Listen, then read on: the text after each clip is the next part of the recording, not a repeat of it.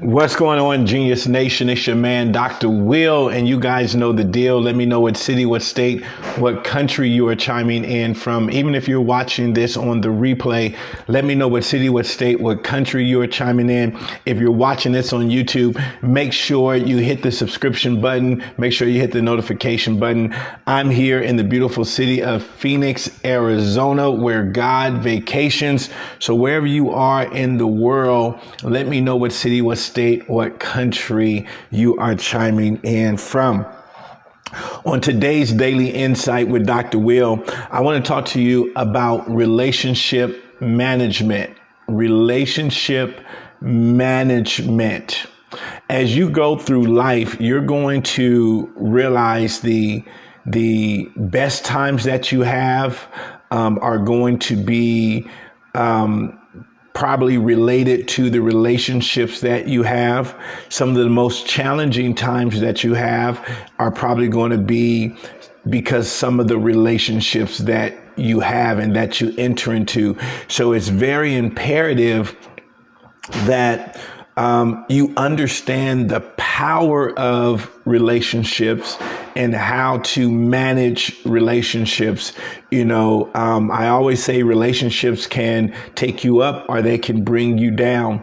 And so you got to learn how to manage relationships. And we've been in relationships literally our entire life, right? You come into this world with a relationship with your parents, with your whoever took care of you. That's usually your first relationship, and you learn how to interact with relationships. From relationships, we get words like commitment, we get words like loyalty, we get words like expectations. We have expectations of these relationships.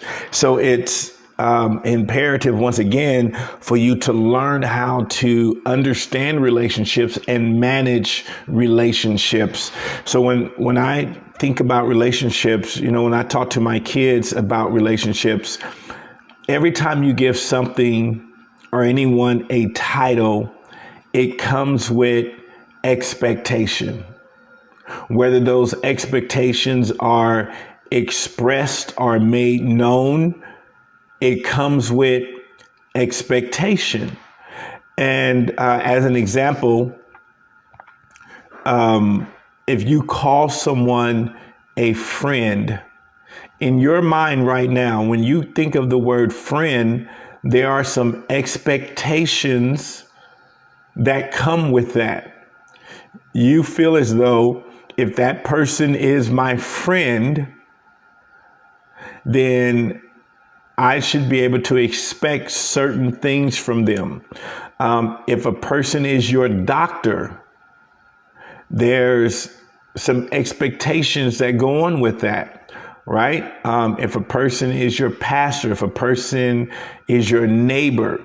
See, as we give these relationships titles, they come with expectations.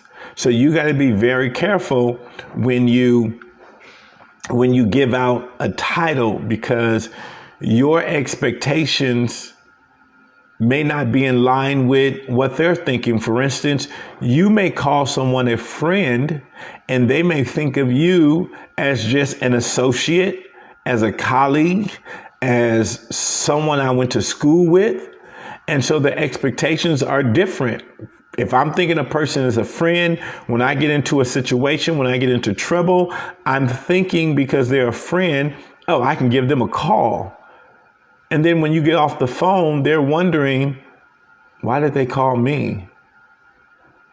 Why did they call me? Because in their mind, you're just a colleague, or you're just an associate, or you're just someone that they know, or you're just someone that, goes to the same church, or so you gotta, in terms of relationship management, you gotta understand that every label comes with expectations, and you gotta ask yourself, the label and the expectation that I'm giving this person, do they agree with that label? And do they have the same type of expectation.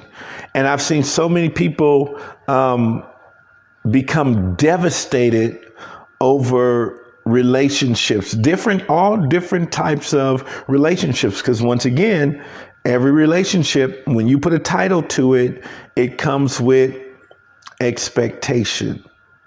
You know, when you look in society, we expect certain behaviors from certain titles. So when we listen to the news and someone says, person robs the bank. Person robs the bank. Now, in and of itself, robbing a bank is not a good thing. But if we put a label to the perpetrator, you're going to have different emotions about that bank robber. If we put the title, teacher robs bank, you're going to get a different emotion than if I said young thug robs bank. If I said young thug robs bank, expectation is, oh yeah, I can see that. That's what thugs do. They rob banks. But if I say teacher, teacher, that's a shame. They should know better. If I say police officer robs bank, you're going to say, that's a shame. They're a police officer. They should be protecting and they should be serving, and they're out here robbing banks. If I say doctor, if I say lawyer, anything, right? You start to understand, like, man, these labels, they come with expectations. There's certain things that we expect from our teachers. There's certain things that you expect from a lawyer.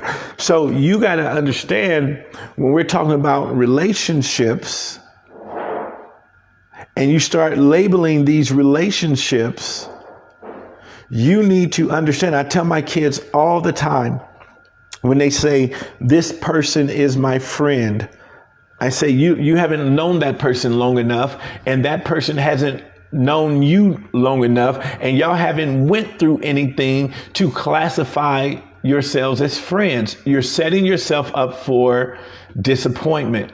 Now, when that person goes through the process and they've proven in the good, the bad, and the indifferent times that they're still your friend, they're not going to talk behind your back. They're going to be there. They're going to stand up for you. If someone is talking about you behind your back, they're not going to stand there and allow that person to talk about you. They're going to stand up for you. If that person hasn't been in that type of situation, then you better be careful when you classify them as a friend, because your expectation is going to be that they would stand up for you. Your expectation is that they wouldn't talk behind your back. Your expectation is that they would be there for you. So when we talk about relationship management, my overall thought is you got to be careful of the labels that you give people. You got to be careful of the labels that you give people, because once again, they can have a totally different idea than you, So that's my thought. That's my insight for you. Go through a list of individuals that you may consider friend and say, really, why am I calling this person a friend? Am I giving them this exalted title and they haven't even qualified for it yet? I mean, simply because we grew up together, right? Doesn't mean we're friends. Or we could have grown up together and we were friends at a certain time, but do they feel the same way? And so go through this relationship management test, this quiz of yourself, and say, the people that I'm calling friends, I don't have to, and listen, you don't have to go and give out a notice and an update and say, hey, I'm reclassifying you. I don't consider you a friend anymore. But in your mind, you need to know. Because I would hate for you to get into a situation and you're thinking you're calling on friends and to find out inside of that situation that they're really not your friend. Like right now, if things went haywire in my life, I know exactly who I could call. I know exactly who I could reach out to. I know exactly who I could reach out to.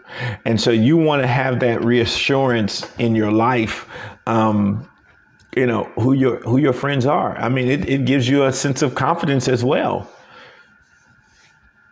Just like with our kids, if they know that you as a parent have their back, man, they're more adapt to go out there and try things, go out there and adventure in life because they know they have a foundation. They know they have something to fall back on based on the relationship. So think about that, guys. Go out there and have a fantastic day. Happy Tuesday to you guys. Go out there and dominate. And I'll see you back here in the nation tomorrow.